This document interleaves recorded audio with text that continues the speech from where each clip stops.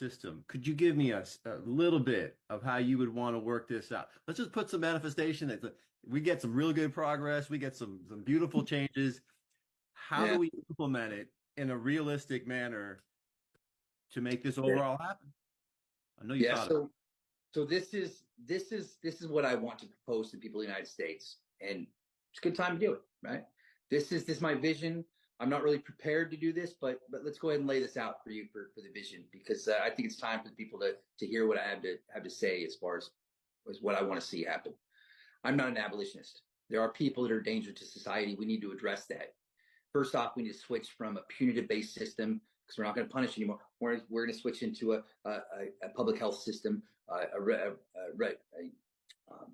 restorative based system. So we're going to look at the issue of criminality, the issue of morality as a matter of public health.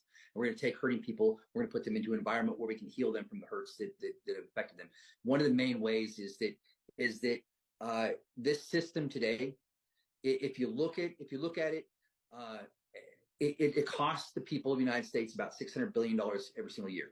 Now, that number, I know people would say, is extremely high, but what they're not taking into account is some of the long-term effects. When you remove the male from the household, now you've got a single house mother that's working. You've got children that are now going to be put into a lower socioeconomic status. So you have a massive amount of back-end cost with with food stamps and other things, these social programs that are directly affected or directly the result of this institution. So the estimate is around $600 billion that we spend right now today on this system that does nobody any good except for a bunch of judges, attorneys, and prosecutors, right? So they're the ones that are making $600 billion a year by creating an environment that crime can be committed in, by creating an environment where we can take hurting people and put them into a more hurtful situation and then expect them to get out and be healed, right? Which doesn't work. It makes them a better criminal, right? Because it creates more crime, more trauma, and now they go out and create more hurting people. So the reality is that the people that are benefiting from this are the ones that are actually fueling it and driving it, right? We got to be honest with that, because they're the only ones that benefit from it. The taxpayers don't get any benefit from a person being put into a hurtful situation and then hurt even more and sent out. That doesn't, the criminal himself isn't, because he's just becoming a better criminal so he can go out and commit more crimes, right? The victim isn't getting anything out of it because, well, hey, they just become a victim hurting themselves because nobody cares about the trauma that just happened to them, right? Now they're going to go hurt people. So this system is creating itself. It's not its business model to make people better, to heal them. It's in the business model to hurt them even more. So what I'm saying is that this system, it's got to go away, right? And we need to change the way that we deal with it, right? We don't take a person and enslave them. We take a person, we give them life, okay? So the thing is that it costs, national average is $65,000 to $80,000 to send a person to prison for 1 year. National average. The federal side is up around 120,000. California is like 110,000. So it costs a lot of money. Now, I don't balance my checkbook, right? I'm sorry, I don't do that. I'm not a big numbers guy, but we talk about having a deficit here in America, and we have 2.9 million people that are currently sitting in prison. That's on roughly $65,000 to $80,000 per year. I don't balance my checkbook, but I think I might have just figured out where our problem's at, guys. I mean, it is what it is. So $65,000 to $80,000 national average, send a person to prison for 1 year. I can take a person and send him to University of Washington for full tuition for $12,000. $12,000, right? Full tuition, 1 year. That gives him a life. That gives him a future. That benefits him. That benefits society, because he's going to come out with a life. God, we're going to create him into what he wants to be and give him happiness and these things that he needs, right? I could send him to 5 years full tuition for the same price as the low end to send him to prison for 1 year. You know, we've already got these institutions in place. And so what I'm proposing is that, you know, one of the best educations that a person can get is the military academies. West Point, Annapolis. I mean, you get a phenomenal education, but it's a prison, right? You go to these institutions, and the first 2 years, you don't get to leave. It sucks, right? Year three, you get weekends off. Year four, you know, you can leave it at nights, but it's a prison, right? And you have to learn how to operate within it. But you get just a phenomenal education. What I'm saying is that let's focus on something like that. So What I'm looking at is that the Montgomery GI Bill, which is a post enlistment tuition benefit program. So if you join the military and you serve 2 years in the military, you get out and they give you $40,000 to go to college. That's how I got my education. I came from an extremely poor family. I would have never been able to do it if this country hadn't given me such a wonderful benefit and given me the ability to go out and get the education that I got. It would have never happened. I was made who I am because of the benefit that this nation gave me. It was a path that I was on. I want to see that path for a lot more people, a lot more, because the way that they started the Montgomery GI Bill was after the Vietnam War. They took $250 million and they put it into a low interest savings account, and from that account they draw just the interest only off of it, just the interest, and that pays for every single service member to go and get a college degree. They never have to put another cent into it, and that's 250 million. So what I'm proposing is, let's, for the next 3 years, let's take this $600 billion that we're wasting, right, on lawyers, judges, and attorneys, right? It's not doing anyone any good. Let's take that 600 billion. Let's put that into a low interest savings account, okay? And then year 4, let's start drawing that interest only out of it, and let's make education finally free for everybody. Let's make people what they were meant to be. Let's help facilitate that, because that benefits everybody, right? If we draw the interest out of that, the interest will be able to pay for it, because I can send a person to University of Washington for full tuition for $12,000, right, instead of $65,000 to $80,000 to send him to prison. So I think that instead of taking the poor and saying, I don't want to educate you, I just want to enslave you, right, in this chattel slavery that we call sweatshops in China, but prisons here in America, and we're just going to lie to the American people and say that you're nothing but a piece of shit criminal, which you're not, because I'm going to tell you right now, some of the smartest and most creative people I've ever met are in prison, right? These are people that are amazing. They're smart, they're talented, but we're not directing that talent in the proper direction. When you have a gang member, right, who is out there managing thousands of gang members, right? They're some of the most obstinate and disruptive people that there are. This is a natural born leader, right? Why are we not harvesting that and using that to benefit all, right? Why are we permitting, us to just say you're nothing but worthless piece of shit that's going to remain in? No, let's take that. Let's harvest. Let's bring him about to something better. When you have a person that creates a multinational drug organization that's making millions of dollars, this is a natural born CEO. Are you serious? Like, why are we not harvesting this? Why are we not taking this and directing it in a proper direction? When you have artists and I mean, these people, they're not worthless.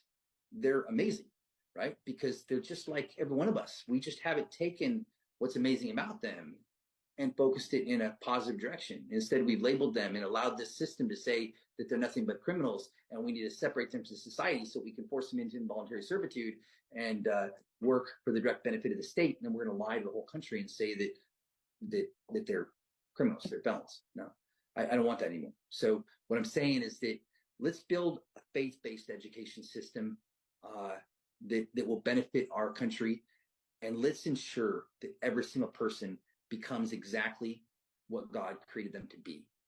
Let's help them do that. We have the facilities today. We have the operations today. We have the ability for on-site vocational training. If you're going to become a doctor, great. You're going to be here for 10 years, but you're going to get your education. You're going to get your vocational training. We're going to make you exactly what you want to be. There's going to be 3 miracles that will happen to our country as a result of what I'm proposing here. Right? Miracle number 1 is we say that we have a drug problem here in America. Right? We have a drug problem. So we have a whole bunch of hurting people. They're looking for an artificial mechanism to be happy, because it's not normal for people to be unhappy. So as a result, we don't give a shit about why these people aren't hurting. Instead, we just give them this artificial mechanism to be happy. So instead of just simply giving them something that's going to treat the symptom, we're going to come in, we're going to treat the problem by saying, you know what happened to you, whatever it was, is okay. You deserve respect. You deserve love. You deserve to be made into what it was that you were meant to be. And so when we start caring about people, we will start seeing a change in those people. Because one of the reasons why people kill another human being is because they don't have respect for life. But that respect for life drives from their own respect. So if we can get these people to say, no, you're worth love, you're worth respect, you're worth being, cared about and appreciated, then through that respect for their own selves, they will respect others. This well known. I mean, there are nations that have gone this direction that we can see. Israel is a great example in the kibbutz, where they actually sentence people to go to this particular community in Israel. If you've been convicted of violent crime, they send you there to learn how to live peacefully, because the environment that you're in dictates what you learn. So as our leaders continue to lead us in the direction of criminality, because they're out embezzling from the Social Security Administration so that they can funnel money to Ukraine, or they're out creating an environment where crime can be committed because they want to seize property and stuff under these secret police forces called drug task forces. When we do that, we are creating an environment, and then we wonder why we create criminals as a result. So I'm saying that let's educate people. So miracle number one, we're no longer going to have a drug problem, because we start healing the reason why the drugs exist, because it's the hurt and trauma in the individual that caused them to want the drug. So if we can heal that, we don't have a drug problem here in America anymore, because we got a bunch of happy people that are living their lives happy and don't need drugs when they're happy. Miracle number two is we say we have a crime problem here in America. We do. We have a crime problem. We have a crime problem because we have criminals leading us, and we need to address that. Because if we can put leaders in office that are going to lead us in a good direction and be good moral leaders for the rest of the people will follow that. Because I don't think the people want to go in a criminal direction. They want to be inspired. They want to be led. But they have to be led by the right people.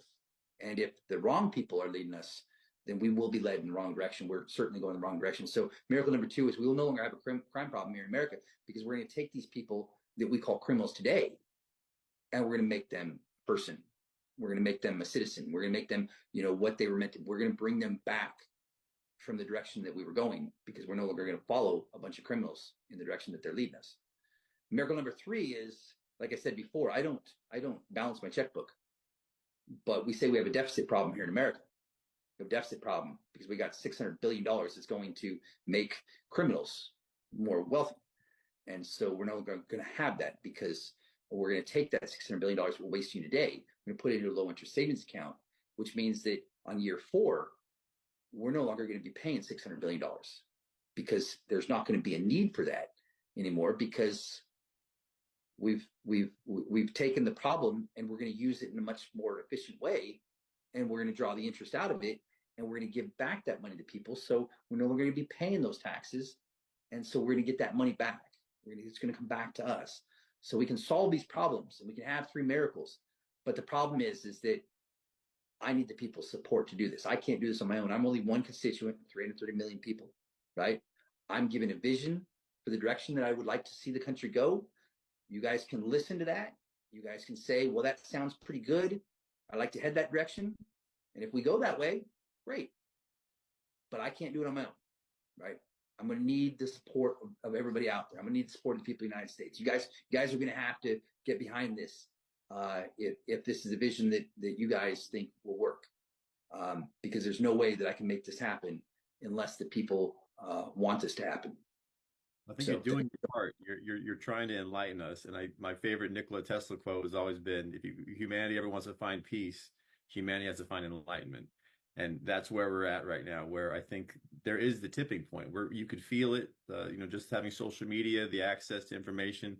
I've had these conversations before that I thought I was hidden. Like 10, 15 years ago, we would have these kind of conversations in small rooms with 1 or 2 people, but now I'm seeing it across the board. You're getting more people involved. The younger people getting more involved. This is how legends are made.